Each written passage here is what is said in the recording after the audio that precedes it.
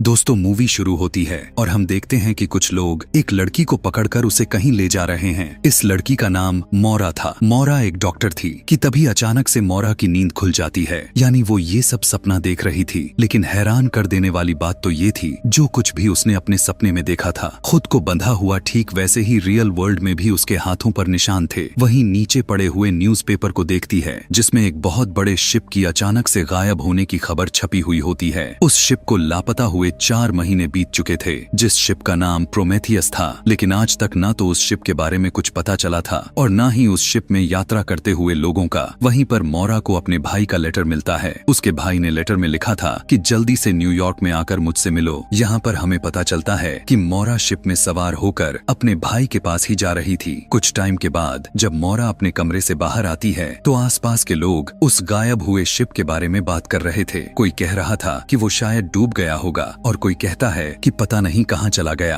सबके अलग अलग बातें थे और तो और किसी का कहना था कि शायद उस शिप को कोई बुरे शक्ति ने निगल लिया। बड़ी खामोशी के साथ उसी शिप में बैठी मौरा भी उन सभी लोगों की बातें सुन रही थी। उसी बातों के बीच एक लड़का आता है और कहने लगता है कि क्या कोई यहाँ पर डॉक्टर है, प्लीज उसकी बहुत जरूरी है क्योंकि मेरी बहन बहुत बीमार है। कि तभी बाहर से 2 गार्ड्स आकर उस लड़के को पकड़कर अपने साथ ले जाते हैं। दरअसल ये लड़का शिप के दूसरे तरफ से आया था जहाँ पर गरीब यात्री यात्रा कर रहे थे और गरीब लोगों को इस तरफ आना सख्त मना था क्योंकि यहाँ पर सब अमीर लोग रहते थे। यह देखते हुए मौरा उस लड़के के पीछे जाती है और उनसे कहती है कि मैं डॉक्टर हूँ। मौरा उसकी बहन का ट्रीटमेंट करती है। उसने उसकी बहन को बचा लिया था। दरअसल उस लड़के की बहन माँ बनने वाली थी कि तभी उसकी छोटी बहन मौरा के पास आती है और उसे शुक्रिया कहते हुए कि मैं भी बड़ी होकर डॉक्टर बनना चाहती हूँ। आगे हम इसी शिप में एक कपल को देखते हैं जो कि आपस में झगड़ा कर रहे थे क्योंकि उस लड़की की हस्बैंड को दौरा आता था, इसीलिए वो अपने हस्बैंड के साथ नहीं रहना चाहती थी। गरीब लोगों के एरिया में मौरा को देखते हैं जहाँ पर मौरा को वहाँ पर रहते रहते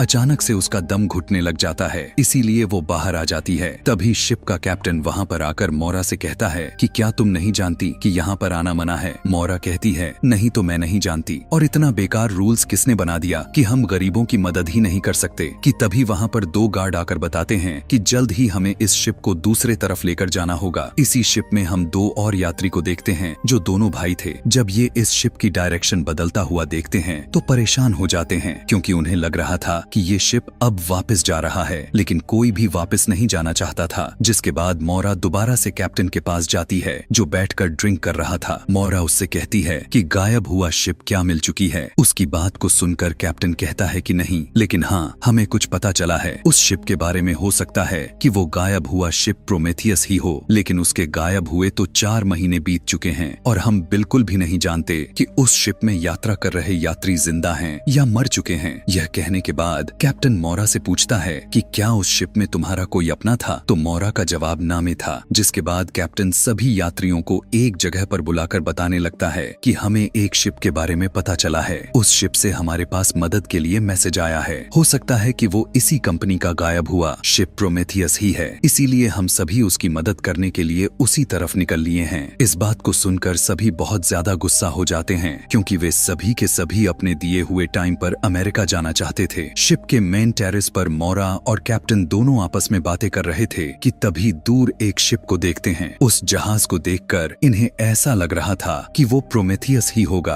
अब तो सभी लोग उसे देखकर डर गए थे। कैप्टन भी इस बात का खबर अपने कंपनी में भिजवा देता है कि प्रोमेथियस मिल गया है। जिसके बाद वो दूसरे लोगों से बात करता है और उनसे कहता है कि हमें उस तरफ जाना होगा। लेकिन एक दूसरा कैप्टन जो सब उसके साथ थे वे सब कहते हैं कि नहीं, हमें वहां जाने में खतरा हो सकते हैं। मौरा कहते हैं कि मैं भी आपके साथ जाना चाहती हूँ। हो सकता है कि शायद वहां पर कोई बीमार हो, इसीलिए मैं उनकी मदद कर सकूं क्योंकि मैं एक डॉक्टर हूँ। ये सब अब उस शिप पर जाने के लिए तैयार हो चुके थे कि तभी एक आदमी कहता है कि समुंदर कितना शांत है, हवा बिल्कुल थम सी गई है, लगता है कुछ गड़बड़ होने वाला है। वो काफी डर जाता है और वो उस शिप पर खुद को जाने से मना कर देता है। इसलिए कैप्टन उस लड़के को छोड़कर कुछ लोगों को लेकर जाता है। अब ये सब उस शिप पर पहुंच गए थे और जब ये सब वहां पर जाकर चेक करते हैं तो वहां पर कोई भी नजर नहीं आ रहा था। उस शिप का जो कंट्रोल रूम था वो सारा का सारा टूटकर इधर उधर बिखरा पड़ा हुआ था। यह सब देखकर वो सभी सोचने लगते हैं कि अगर ये सब टूटा हुआ है तो हमारे पास सिग्नल्स आखिर किसने भेजा, किसने हमें मदद की, लिए मैसेज किया। कि तभी हम देखते हैं कि एक आदमी समुंदर से तैरता करता हुआ शिप में चढ़ जाता है। उधर शिप में कैप्टन और उसके सभी साथी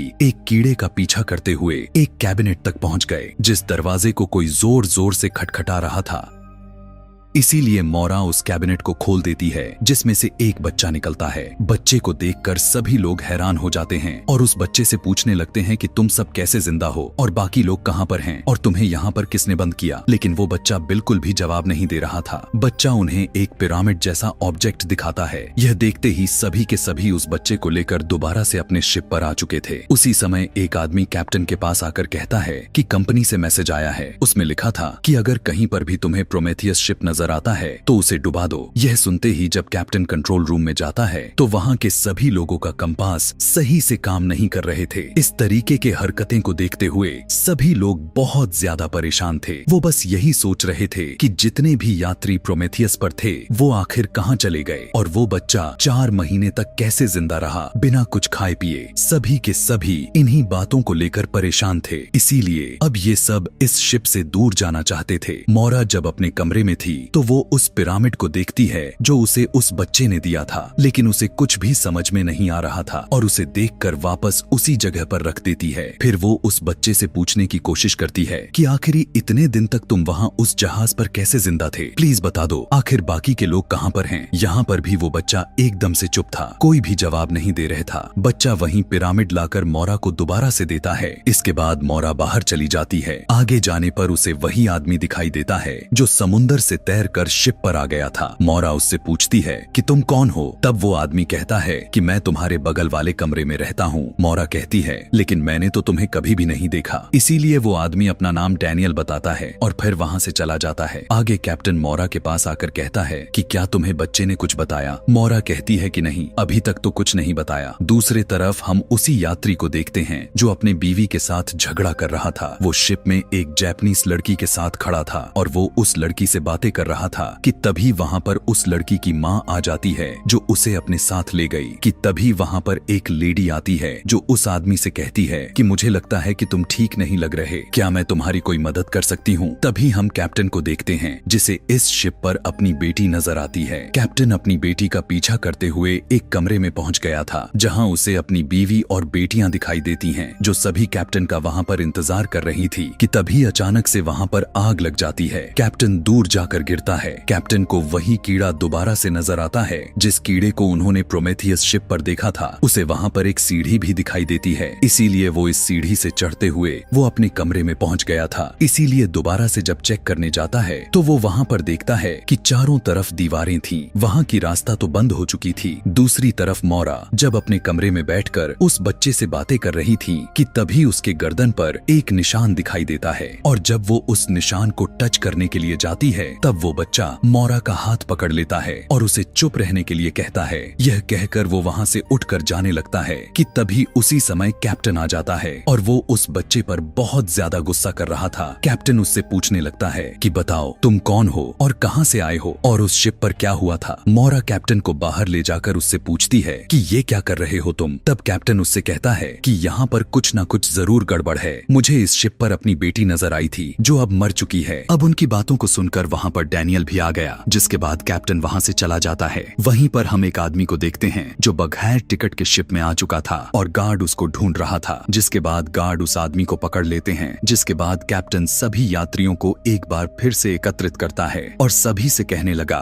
कि हमें अपने साथ प्रोमेथियस शिप को दोबारा से यूरोप लेकर जाना चाहिए, क्योंकि हमारे पास इतना ज्यादा कोयला नहीं है कि हम अपने साथ प्रोमेथियस शिप को अमेरिका ले जाए। यह सुनकर सभी लोग परेशान हो जाते हैं क्योंकि कोई भी वापस नहीं जाना चाहता था। कैप्टन जब शिप में टेरेस पर था तब वहाँ पर मौरा आकर उससे कहती है कि क्या तुम सच में पागल तो नहीं हो गए कि तुमने ऐसा फैसला लिया। कैप्टन कहता है कि कहीं ना कहीं कुछ तो गड़बड़ है। कंपनी हम सभी लोगों से कुछ तो छुपा रही है और आखिर क्यों प्रोमेथियस को डुबाना चाहती है। आगे हम एक छोटी बच्ची को देखते हैं जिसे वही कीड़ा नजर आता है। इसीलिए वो उसका पीछा करते हुए काफी आगे तक चली गई थी कि तभी वहाँ पर उसके पास डैनियल आ जाता है और वो उस कीड़े को उठाकर अपने जेब में रख लेता है। डैनियल आखिर ऐसा क्यों किया और इसका मतलब क्या होता है, ये सब हमें इस कहानी के आगे पता चलने वाला है। कुछ ही देर बाद कैप्टन के पास एक आदमी आता है जो उसको कैबिन में लेकर गया था। वहाँ पर वो उसे वही मरी हुई छोटी बच्ची दिखाता है और ये वही उसी लड़के की छोटी बहन थी जिसको हमने स्टार्टिंग में देखा था जब मोरा उसकी बड़ी बहन का ट्रीटमेंट कर रही थी। कुछ टाइम के बाद मोरा और कैप्टन सभी मिलकर इस बात का इंफॉर्मेशन निकालने लगते हैं कि आखिर उस बच्ची को हुआ क्या था और वो कैसे मर गई, लेकिन इस बारे में उन्हें कुछ भी पता नहीं चल पाया। कैप्टन सभी से कहते हैं कि कोई भी इस बच्ची के मौत के बारे में किसी से कुछ नहीं कहेगा कि तभी सभी देखते हैं कि इनका शिप अचानक से रुक जाता है। कैप्टन जब ऊपर जाकर देखता है तो चारों तरफ धुंधला थे, जो कुछ भी दिखाई नहीं दे रहा है और इनकी कंपास भी काम करना बंद कर दिया था। कैप्टन सभी से कहते हैं कि हम आगे नहीं जा पाएंगे क्योंकि आगे का रास्ता नहीं दिखाई दे रहा, इसीलिए जब तक आगे का रास्ता नजर नहीं आता हम यहीं पर रुकेंगे। कैप्टन मोरा को अपने साथ ले जाकर उसे एक रिबन दिखाता है जो उसे वो प्रोमेथियस शिप पर मिला था। वो मोरा से कहता है कि ये रिबन मेरी बेटी का है, आग लगने के वजह से मेरा परिवार मारा गया था। मोरा उसकी बात को सुनकर कहती है कि आप शायद पागल हो चुके हैं, इसीलिए आप इस तरह की बातें कर रहे हैं, ऐसा कुछ भी नहीं है। तभी कैप्टन मोरा को वो रास्ता भी दिखाता है और कहता है कि ऐसा रास्ता मैंने कभी किसी भी शिप में नहीं देखा, जबकि मुझे शिप के बारे में काफी अच्छे से पता है। प्रोमेथियस पर कुछ तो गड़बड़ है, इसीलिए अब दोबारा से तुम्हें मेरे साथ जाना होगा और हमें पता करना होगा कि आखिर वो अकेला बच्चा इतने दिनों तक कैसे जिंदा था। दूसरी तरफ जो बच्ची मर चुकी थी, अब उसकी फैमिली काफी ज्यादा परेशान हो चुकी थी और उसे हर तरफ ढूंढ रही थी। कैप्टन भी अब दोबारा से प्रोमेथियस शिप पर जाने के लिए रेडी हो चुका था, लेकिन सब उसे वहाँ पर जाने से मना कर रहे थे। वो सब कहते हैं कि प्लीज ऐसा ना करे क्योंकि वहाँ पर जाना जानलेवा भी हो सकता है, लेकिन कैप्टन किसी की भी नहीं सुनता और मोरा को लेकर उस शिप के लिए निकल जाता है। शिप पर गार्ड उस फैमिली को बता दिया था कि अब आपकी बच्ची मर चुकी है। यह देखकर उसकी बहन अपनी छोटी बहन का लाश को उठाकर अपने गरीब वाले हिस्से में ले आती है और जब उसका भाई अपनी मरी हुई बहन को देखता है तो वो बहुत ज्यादा गुस्सा करता है। वो इतना ज्यादा गुस्सा हो जाता है कि वो शिप की खिड़कियों को तोड़ देता है। जब गार्ड बाहर आकर देखता है तो शिप में और भी बहुत से लोग थे जो मर चुके थे। कैप्टन और मोरा दोनों प्रोमेथियस शिप पर पहुंचकर वहां के अलग अलग चीजों को ढूंढ रहा था कि तभी उन्हें वहां उसी तरह का दरवाजा नजर आता है जैसा कैप्टन ने अपने कमरे में देखा था। जब मोरा चेक करती है तो उसे वहां पर कुछ भी नहीं मिलता। इस शिप पर वो छोटा बच्चा पिरामिड को लेकर बेड के नीचे छुप गया था कि तभी वहां पर डैनियल आ जाता है। वो उससे पूछता है कि क्या तुम्हें वो मिल गया, जिस बात पर वो बच्चा ना में अपना सिर को हिलाता है। अब यहाँ पर हमें यह पता चलता है कि डैनियल और वो छोटा बच्चा दोनों एक दूसरे को जानते थे, लेकिन ये दोनों आपस में क्या लगते हैं यह अभी तक पता नहीं चला था। प्रोमेथियस शिप में मोरा और कैप्टन शिप के बर्नर को चेक कर रहे थे। उन्हें ये सब देखकर ऐसा लग रहा था कि शायद वहां से सभी लोग जलकर मारे गए हैं। उसी राख में कैप्टन को यात्रियों की लिस्ट मिलती है, जिस लिस्ट को वो मोरा से छुपा लेता है और उसे अपने पास रख लिया। शिप में गार्ड्स अपने सभी लोगों के पास जाकर कहता है कि हमारे लोग मर रहे हैं, हमें कुछ न कुछ करना होगा। इसीलिए वो सभी को एक एक गन दे देता है। वो कहता है कि हमें अब इस शिप को खुद चलाना होगा, नहीं तो हम सब यहीं पर मारे जाएंगे। कि तभी एक आदमी कैप्टन के पास आकर कहता है कि सारे गरीब यात्री बगावत पर उतर चुके हैं, आपको जल्दी ही इस शिप को चलाना होगा। लेकिन इससे पहले कैप्टन कुछ कर पाता, वहाँ पर सभी लोग आ जाते हैं और कैप्टन को अपने कब्जे में ले लेते हैं। लेकिन तभी इनका शिप अचानक गायब हो जाता है और ये सभी के सभी अब कहीं और आ चुके थे। गार्ड उस आदमी को अपने साथ ले जाता है जो बिना टिकट के शिप में घुसा था। वो उससे कहता है कि तुम्हें सभी मरे हुए लाशों को पानी में फेंकना है। जिसके बाद गार्ड कंट्रोल रूम में आकर सभी से कहता है कि प्रोमेथियस शिप गायब हो चुकी है। वो उसे बताते हैं कि प्रोमेथियस नहीं बल्कि हमारा शिप गायब हो चुका है, हमें कुछ नहीं पता कि हम कहाँ और किस जगह पर हैं। वो आदमी उसे बताता है कि मुझे लगता है कि हम दोबारा से उसी जगह पर आ चुके हैं जहाँ से हम 3 महीने पहले चले थे। यहाँ पर सभी गरीब लोग उन सभी अमीरों पर हमला कर देते हैं और उनसे पूछते हैं कि बताओ ये सब क्या हो रहा है, आखिर हमारे ही लोग क्यों मर रहे हैं। उन सभी में से एक आदमी कहता है कि हमें एक मैसेज आया था और उन्होंने हमें कहा था कि प्रोमेथियस शिप को डूबा दो, लेकिन जब से ये बच्चा हमारे शिप में आया है हमारे सभी लोग मर रहे हैं। मरी हुई बच्ची की माँ कहती है कि वो आया हुआ बच्चा एक श्राप है, वो हमारे लिए खतरा है, इसीलिए उसे अब मरना होगा। सभी के सभी अब उस बच्चे को मारने के लिए तैयार हो चुके थे। उधर ऊपर वो आदमी जो लाशों को पानी में गिरा रहा था। वो भागने की कोशिश करने लगता है, लेकिन गार्ड्स उसे ऐसा करते हुए उस देख लेते हैं। वो गोलियां चला देते हैं, जो एक गोली उसके बाजू पर जाकर लग जाती है। दूसरी तरफ कैप्टन को भी छुड़वा लिया गया था और इधर जो सभी यात्री उस बच्चे को मारने के लिए निकले थे,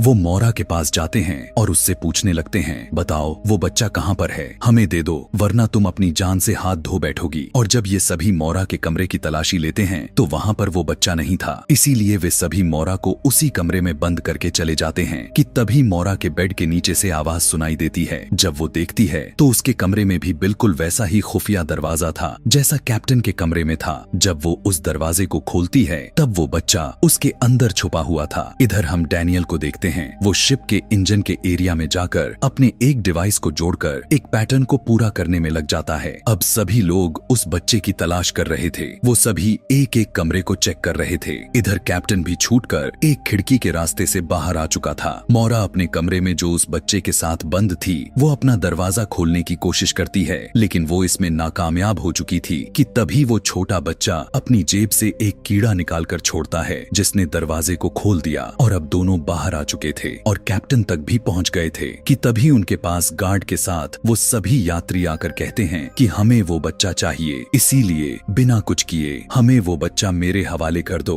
कैप्टन जब उन्हें रोकने के लिए आगे बढ़ता है तो गार्ड गोली चला देता है, जिसमें वो बिना टिकट वाला आदमी मारा जाता है। जिसके बाद वे सभी बच्चे को अपने साथ ले जाते हैं। वो सभी बच्चे को शिप के छत पर ले गए थे। मरी हुई बच्ची की माँ कहती है कि ये बच्चा श्रापित है, इसी की वजह से हमारे सभी लोग मारे गए। मैंने अपनी सबसे प्यारी बेटी को खोया है। ये बच्चा हमारी आत्माओं को इकट्ठा कर रहा है, इसीलिए इसकी मासूम से चेहरे को देखकर इस पर बिल्कुल भी रहम नहीं दिखाना है। इसे उठाकर पानी में फेंक दो। कि तभी वहाँ पर कैप्टन के साथ कुछ लोग आकर सभी लोगों को मारने लगते हैं। अब एक बच्चे की वजह से उस जहाज के सभी लोगों में लड़ाई हो चुकी थी, लेकिन इसी लड़ाई के बीच में मरी हुई बच्ची की माँ उस बच्चे को उठाकर पानी में फेंक देती है, लेकिन मोरा उसे ऐसा करते हुए देखकर एकदम थम सी गई थी।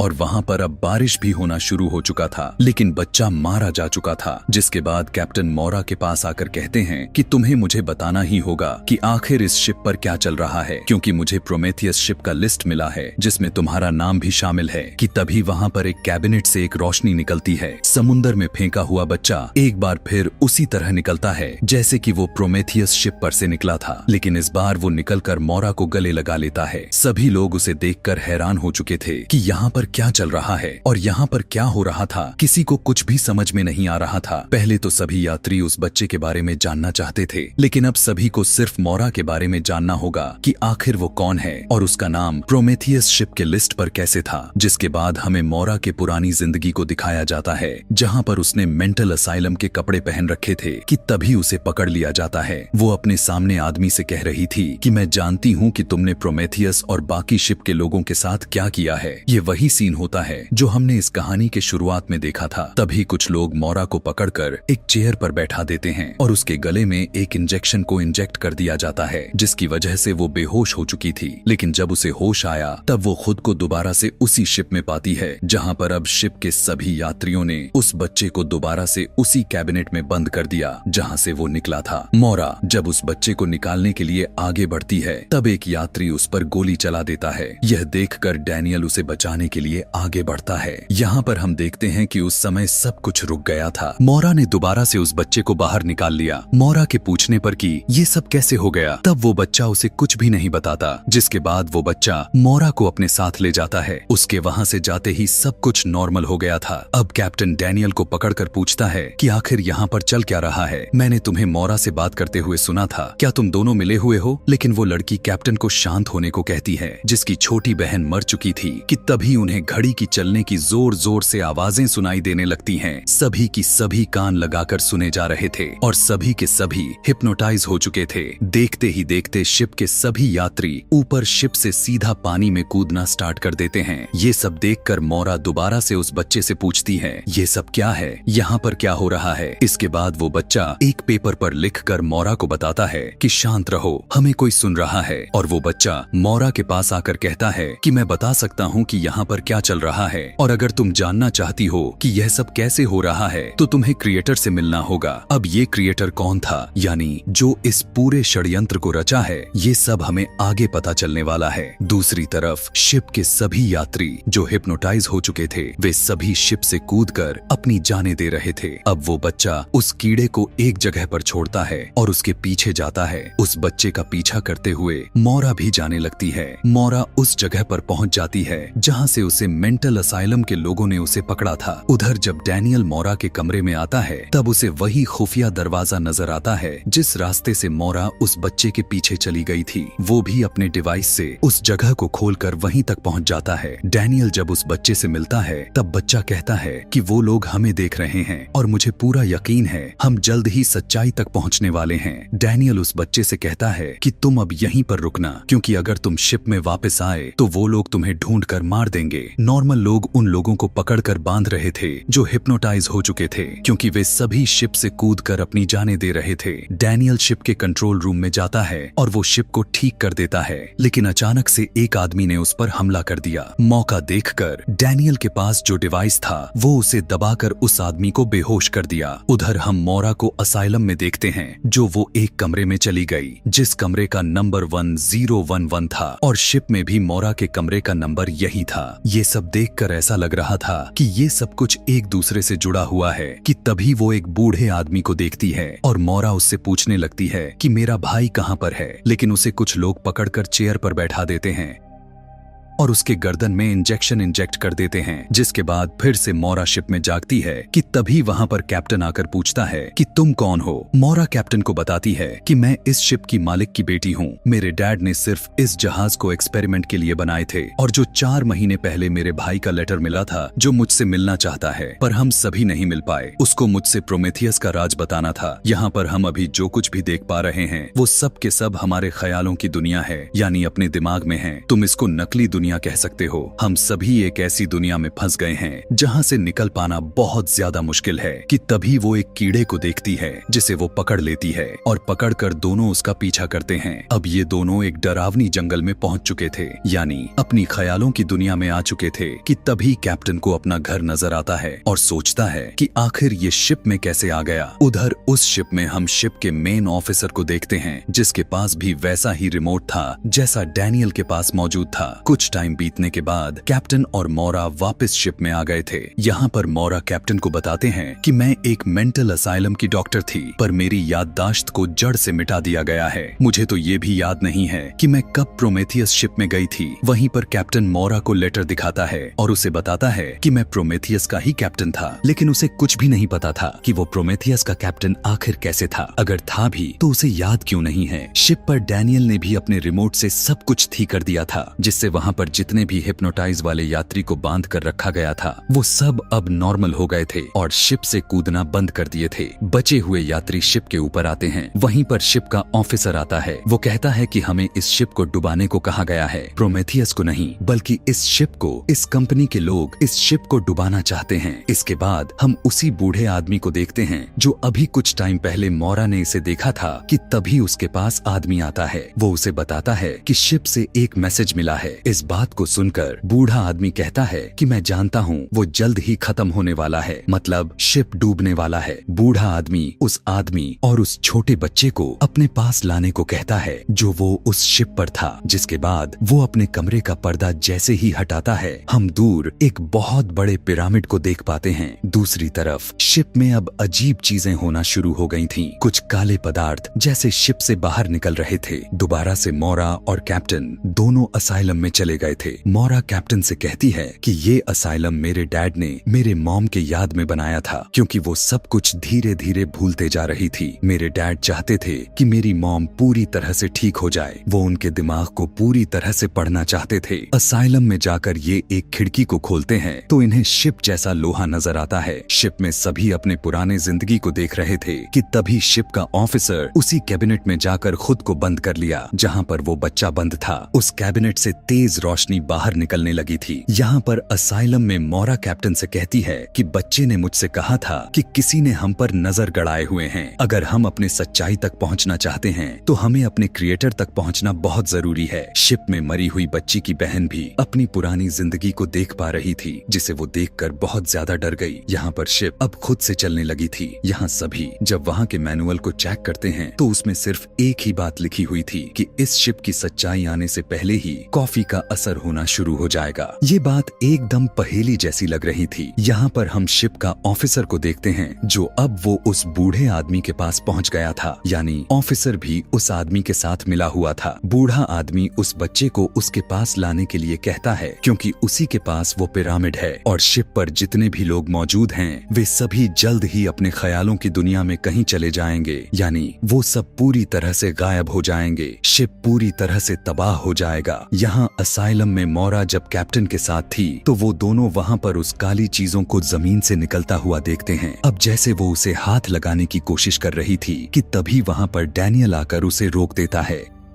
और वो उससे पूछते हुए कहता है कि क्या तुम मुझे जानती हो? क्या तुम्हें मेरे बारे में याद है? और जब कैप्टन उसे रोकता है तब वो अपने डिवाइस से कैप्टन को दूसरे दुनिया में भेज देता है, जहाँ पर वो अपनी बीवी और बच्चों को जलते हुए देखा था। लेकिन मोरा डैनियल के बातों पर बिल्कुल विश्वास नहीं कर रही थी। वो उसे एक कमरे में बंद कर देती है। बाहर आकर जब मोरा हाथ में लिए गन को दूर फेंकती है कि तभी उसे सामने दीवार नजर आते हैं। अब उसे पूरी तरह से पता चल गया था कि वे सभी अभी भी शिप में ही हैं। कैप्टन दोबारा से प्रोमेथियस शिप पर आ गया था। वापस आने के बाद वो देखता है कि वहाँ पर तो उस जैसे और भी शिप हैं। इसके बाद हम मोरा और डैनियल के पुरानी लाइफ के बारे में जानते हैं। दरअसल दोस्तों, मोरा डैनियल की बीवी थी। अब जैसे ही डैनियल अपनी ख्यालों से बाहर आया तो वो अपनी डिवाइस के बारे में मोरा से पूछता है, लेकिन मोरा बिल्कुल चुप थी। शिप में आते आते ही वो देखती है कि वहाँ पर बहुत तेज तूफान आने वाला है। उधर वो ऑफिसर एक कमरे में जाकर अपने एक डिवाइस को निकालकर उस बच्चे और कैप्टन को ढूंढने की कोशिश करने लगा। उधर मोरा भी डैनियल के कमरे में जाकर उसके खुफिया दरवाजे से एक कमरे में पहुंच गई थी, जहां पर वो बहुत सारे तस्वीरें देख पाती हैं। जिस तस्वीर में डैनियल मोरा और वो छोटा बच्चा था। यहाँ पर पूरी तरह से पता चल जाता है कि डैनियल मोरा का हस्बैंड था और जो छोटा बच्चा था वो उसका बेटा। अब डैनियल ने भी एक दूसरे दुनिया में जाकर अपने बेटे को ढूंढ लिया था। उसका बेटा उसे देखकर अंगूठी देते हुए कहता है कि अब वो जाग जाएगी। इसके बाद डैनियल मोरा के पास आता है और उससे कहता है कि वो बच्चा हमारा बेटा है और जो भी कुछ तुम्हें नजर आ रहा है, जो भी शुरू से लेकर अभी तक चलता आ रहा है, वो सब कुछ रियल नहीं है। ये सिर्फ हमारे दिमाग में बनाई गई एक दुनिया है। उसी समय शिप में शायरन बजना स्टार्ट हो जाते हैं। अपने लैब में बैठा वो बूढ़ा आदमी सभी लोगों को देख रहा था, जिसमें अब सिर्फ 21 मिनट्स बाकी रह गए थे। यानी कि ये जो दुनिया जो इसने बनाई है वो अब 21 मिनट्स के अंदर खत्म हो जाएगी। डैनियल मोरा को शिप में ले आकर उससे कहने लगता है कि हमारे ख्यालों दुनिया को खत्म होने सिर्फ 21 मिनट बचे हुए हैं, जिसके बाद सब खत्म हो जाएगा। लेकिन हम इसे एक कोड की मदद से सुलझा सकते हैं, जिसका पता तुम्हारे अलावा कोई नहीं जानता। मगर मोरा को तो कुछ भी याद नहीं था कि आखिर कोड क्या है। वो डैनियल को अपने लॉकेट से एक छोटा सा चाबी निकाल कर देती है और उससे कहती है कि शायद हो सकता है इसी से वो कोड खुल जाए। डैनियल एक कमरे में जाकर डिवाइस को जोड़ना स्टार्ट कर देता है। ये सब करते हुए वो मोरा से कहता है कि अगर ये ठीक भी हो गया तो दोबारा से ये सारा सिलसिला शुरू से शुरू हो जाएगा, क्योंकि ये मेरे साथ बहुत बार हो चुका है और यही वजह होती है कि कोई भी शिप अपनी डेस्टिनेशन तक पहुंच ही नहीं पाता। अब तूफान भी आ चुकी थी, जिसकी वजह से सब कुछ धीरे धीरे टूट रहा था। लोग दब दब कर मारे जा रहे थे। शिप में पानी भी भरना स्टार्ट हो गया। बहुत सारे लोग उस पानी में डूब कर मर जाते हैं। कंट्रोल रूम में बूढ़े आदमी के पास ऑफिसर छोटे बच्चे को लेकर आता है, जिसके बाद वो बूढ़ा आदमी अपने एक माइक के जरिए मोरा और डैनियल से बात करता है। वो उनसे कहता है कि अगर तुम अपने बेटे को बचाना चाहते हो तो तुम्हें मुझे अपनी चाबी देनी होगी। उसकी बात को मानकर डैनियल तो अब बाहर आने के लिए मान जाता है। बूढ़े आदमी के पास वो पिरामिड था जिसे वो खोलता है। तभी हम देखते हैं कि उसमें एक की होल था और उसी में वो चाबी लगाना था, जबकि अब इनके पास 10 सेकंड ही रह गए थे। मतलब कि वो शिप अब पूरी तरह से गायब होने वाला था। उसको भी वहीं पर भेजा जा रहा था जहां पर आज तक के सभी शिप गायब होकर चले गए थे, यानी कि शिप के कब्रिस्तान में ले जाया जा रहा था। वहां पर आने के बाद सभी लोग शिप के टेरेस पर आकर सोच रहे थे कि हमारे साथ आखिर ऐसा क्यों हो रहा है। कैप्टन भी वहां पर आ जाता है और मोरा से पूछता है कि ये सब क्या हो रहा है हमारे साथ, लेकिन कोई भी नहीं जान पा रहा था कि इसके पीछे के राज क्या हैं। मोरा सबको बताती है कि मेरे डैड ने इस शिप को सिर्फ एक्सपेरिमेंट के लिए ही बनाया था और आप सभी लोग जो देख सुन पा रहे हैं वो बिल्कुल सच नहीं है, बल्कि ये सब एक नकली दुनिया है। वो ये भी बताती है कि मेरी याददाश्त को मिटा दिया गया है और मेरे पास एक चाबी है, और अगर हम यहाँ से किसी तरह निकल भी पाते हैं तो मैं याद करने की कोशिश जरूर करूंगी। दूसरी तरफ वो बूढ़ा आदमी मोरा के बेटे को एक कमरे में लेकर जाता है। यहाँ पर पता चल जाता है कि वो बूढ़ा आदमी कोई और ही नहीं बल्कि मोरा के डैड ही थे। बूढ़ा आदमी मोरा के बेटे को एक थ्योरी के बारे में बताता है। वो कहता है कि कुछ लोग तूफान में फंसकर अपनी पुरानी चीजों को ही याद करते रहते हैं, और तुम्हारे मॉम भी इस चीज के बारे में भी जानना चाहती थी, जिसको समझकर उसकी जिंदगी तहस नहस हो चुकी है। क्योंकि उसके थ्योरी के तरीके से देखा जाए तो जो आप जिस जिंदगी में हो वो सब असल जिंदगी में बिल्कुल भी नहीं होती, बल्कि एक नकली दुनिया होती है। हर एक इंसान को कोई ना कोई कंट्रोल कर रहे हैं, जैसे हम सभी को गॉड कंट्रोल कर रहे हैं, यानी हम सभी उनके एक खिलौने हैं। ये दुनिया सिर्फ एक नकली घर है जिसे तुम्हारी मॉम ने बनाया है। उसका चाबी तुम्हारे मॉम के पास है। शिप में हम देखते हैं कि सभी यात्री अपने अपने एक दूसरे के पुराने जिंदगी में पहुंच गए थे, लेकिन सब दोबारा से शिप में आ जाते हैं। मोरा भी दोबारा से उसी असाइलम में आ चुकी थी, जहां पर शिप का ऑफिसर आकर कहने लगता है कि मुझे चाबी दे दो, और एक डिवाइस का बटन दबाकर कैप्टन को बेहोश करके मोरा को अपने साथ ले जाता है। और उसकी मुलाकात लैब में उसके अपने डैड से हुआ। वो जबरदस्ती उसे उसकी चाबी ले लेते हैं कि तभी अचानक से लैब पूरी तरह से असाइलम में बदल जाता है। उसके डैड उसे बताते हैं कि ये दुनिया तुमने ही तो बनाया है, इसका क्रिएटर कोई और नहीं बल्कि तुम ही हो। उसकी बात सुनकर मोरा कहती है कि नहीं, मैंने इसे नहीं बनाया। इतना कहते ही उसे फिर से एक इंजेक्शन लगाकर बेहोश कर दिया जाता है। पर जैसे ही उसके डैड उस चाबी को पिरामिड में लगाया तो वो रियल वर्ल्ड में नहीं जाग पाती, क्योंकि डैनियल पहले से ही इस सिमुलेशन को बदल रखा था, यानी वो इस नकली दुनिया के रास्ते को ही बदल दिया था। कि तभी मोरा को होश आता है और उसके सामने डैनियल था और उसके हाथ में एक अंगूठी भी था। वो डैनियल से पूछने लगती है कि क्या मैं रियल वर्ल्ड में आ चुकी हूँ। तब वो उससे कहता है कि नहीं, ये हमारी बनाई हुई दुनिया है। जो तुम्हारे डैड के पास पिरामिड था अब वो उसका कुछ भी नहीं है। वो उसे नया कोड दिखाता है, लेकिन अब उसका कोड मोरा के पहने हुए अंगूठी में था। डैनियल उसे ये भी बताता है कि इन सब चीजों को कोई और नहीं बल्कि तुम्हारा भाई ही कंट्रोल कर रहा है, और तुम्हारे डैड भी हमारे तरह इसी दुनिया में फंसे हुए हैं। इसीलिए इससे पहले तुम्हारे भाई को यह सब पता चले तुम्हें अपने असल जिंदगी में जागना होगा। अब जैसे ही मोरा अपनी अंगूठी उस नए वाले पिरामिड में डालती है तो वो असल दुनिया में जाग जाती है। वो वहाँ पर देखती है कि सब लोगों के साथ उसके सिर पर मशीन लगाया गया हुआ है।